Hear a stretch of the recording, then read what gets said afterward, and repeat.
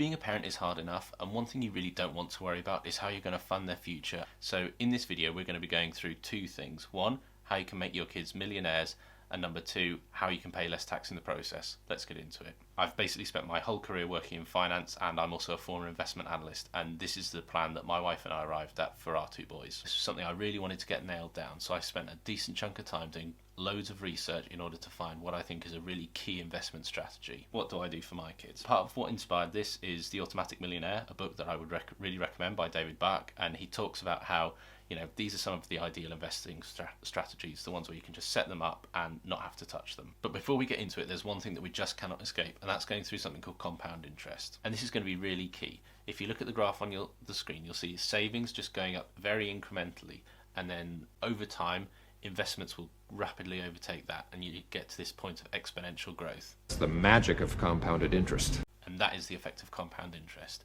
Now, the key thing about compound interest is the more time you give it to work, the more of the heavy lifting it can do on your behalf. And so when it comes to investing for your kids, it leads you to one key inescapable fact, which is the earlier you start, the easier it is, because frankly, you just have to find a smaller amount of money each month in order to hit your investing objectives. So let's go through an example. Let's say you have a subscriber to this fantastic channel. Make sure you're one of those subscribers. And this person opens an investment account as soon as their kid is born, and they put in £100 a month. By the time that kid gets to 18, they'll have about 48 grand in their account.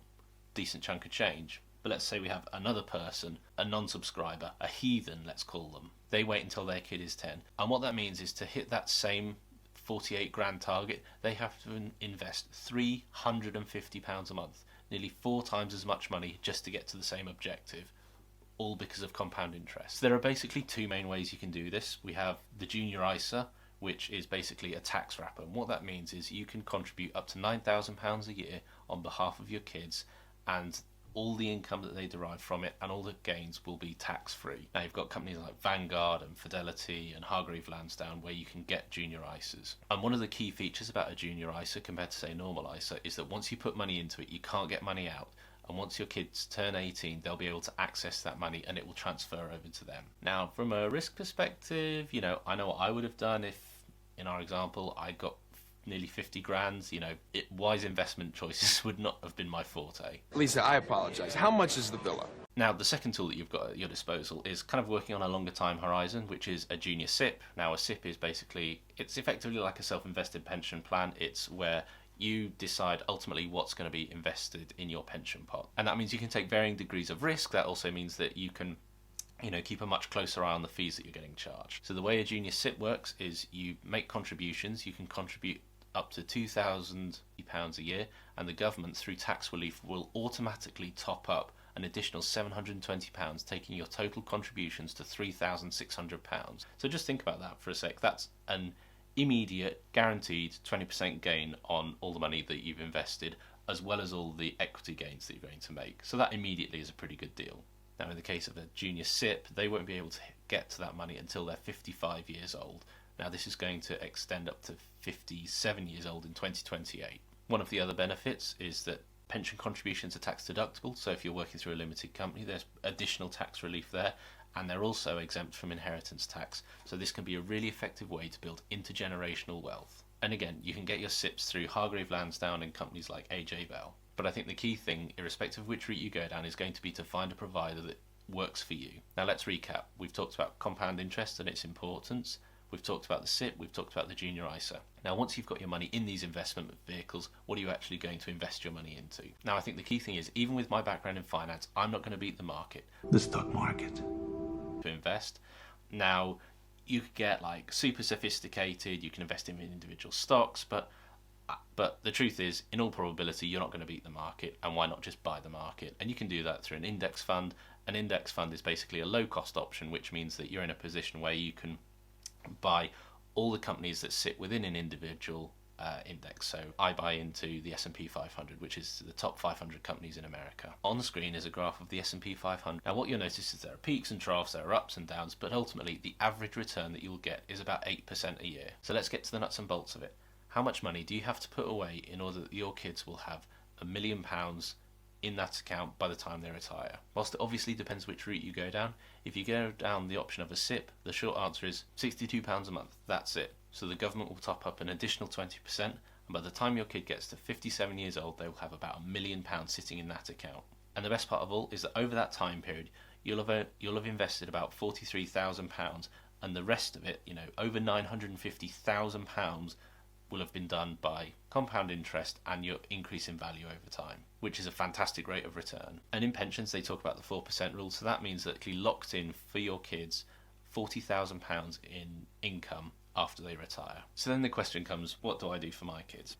So now you're probably thinking, what have I decided to do for my kids? Well, my wife and I have kind of decided to split the difference, not to go with just an ISA or just a SIPP, because as far as we're concerned, because they work in two different time horizons, they're basically going to service two different functions for us.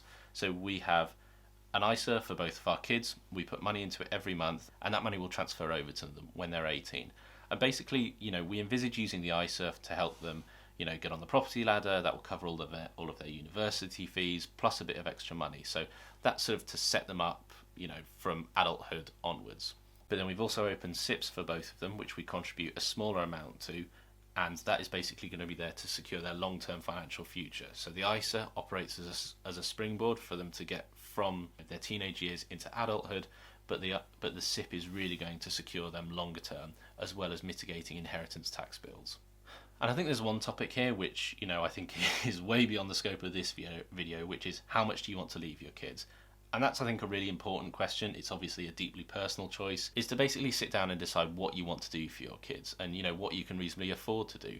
There's always the argument that, you shouldn't leave them with too much because they might get complacent. There's the sort of pull them up by their bootstraps thing. So you better lace up your bootstraps. My wife and I took the view that they're going to get everything anyway. So if we can stagger how we give it to them, then that's going to be much more beneficial for them, not just financially, but also watching them develop and make their own way through. What I would recommend doing is going onto Google, searching for an investment calculator, and basically playing around with the numbers. There's one called Smart Asset, there's calculator.net, and just start putting your starting value, put in whatever time period you like in years, average return of 8%, which we've already discussed, and just see what fits for you and your own personal circumstances. But I think the key thing is you'll be surprised that investing just a modest amount of money every single month and the overall gains that you can make when invested over a long enough time period. A quick recap of what we've learned. There are basically two main mechanisms that you've got to be able to pass money on to your kids in order to make sure they're millionaires and to pay less tax. The first is an ISA and the second is a SIPP.